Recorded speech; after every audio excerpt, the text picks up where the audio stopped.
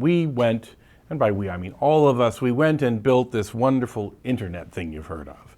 And we're all using it all the time for all of our lives. We're buying everything, we're having sex over it, we're communicating with our friends, just so many aspects of our life are all going on this network.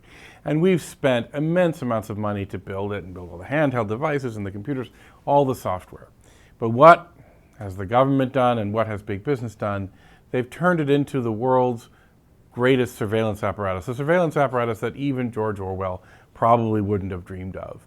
And that wasn't why we built it. We didn't make it to be a surveillance apparatus, but unfortunately we've learned, thanks to Edward Snowden, who has revealed what the NSA has been doing, that the NSA and other spy agencies around the world are doing this. They're making it a surveillance apparatus. They're tracking all of the phone calls you make in terms of the records and where you were and who you talked to, and in many cases recording the actual voice.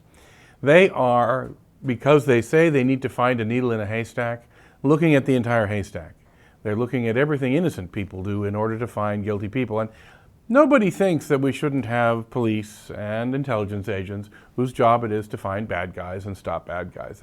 That's not a question. But a free society makes a decision for itself. It makes a decision to limit the power of its police and its intelligence agents. It makes a decision to let some bad things happen, to let some guilty people get away in order to avoid punishing innocent people, doing surveillance on people who are innocent and there's no reason to suspect them. But unfortunately, that's not what happens. And unfortunately, Mr. Snowden has shown us just the depth to which it's going on. And that's the biggest challenge we're facing, how to make societies realize that we do need our privacy and we do need to limit the power of these organizations. We do need to draw a line somewhere. And more than draw a line, we need to make people think there's not necessarily some trade-off between privacy and security. That it's possible sometimes to keep your rights and gain security at the same time. It's just harder. The easy thing to do is just make everyone give up their rights. So that's one of the biggest challenges going forward. Now we also have challenges in free speech. We're seeing more and more countries around the world trying to censor their internets, trying to censor what people do, getting as extreme as Hosni Mubarak shutting off the internet when a revolution was coming. And you may think, oh, well, that's Egypt, but in fact, just before that, President Obama had asked for an ability to have a kill switch for the internet. Now, not, of course, during a revolution. He said, if we're being attacked or something and we need to shut it off, we would like to have that. So we're seeing people as well self-censor.